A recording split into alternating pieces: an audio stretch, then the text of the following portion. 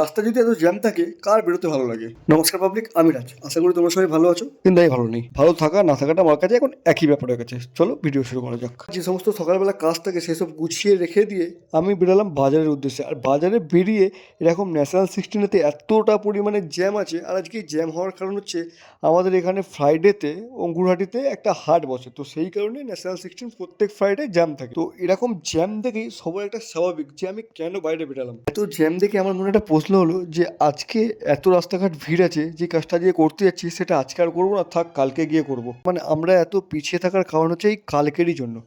মানে আমরা যেই কাজটা করতে যাচ্ছি সেই কাজটা করতে যাওয়ার সময় যদি একটু বাধা বিপত্তি আসে, সেই বাধা বিপত্তিটা আমাদের মনে হয় যে সঙ্গে সঙ্গে কাটিয়ে নেওয়াটা উচিত।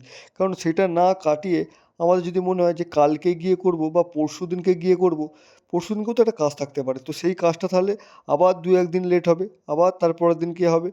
তো সেই কারণে মানুষ এত পিছিয়ে যাচ্ছে। আর সেই জন্যই আমিও আজকে জেদ ধরে নিয়েছিলাম যে যতই এখানে জ্যাম থাকুক, যতই যাই থাকুক, আমি যখন বেরিয়েছি, যে কাজটা করতে বেরিয়েছি সেই কাজটা আজকে আমি করেই বাড়ি ফিরবো। ফাইনালি জেদ ধরে চলে এলাম মার্কেটে। মার্কেট থেকে সবজি নিয়ে এবার যাব বাড়ি। তো দেখা হচ্ছে নেক্সট ভিডিওতে। আর ভিডিওটা ভালো লাগলে অবশ্যই একটা লাইক করতে কিন্তু ভুলবে না। টাটা।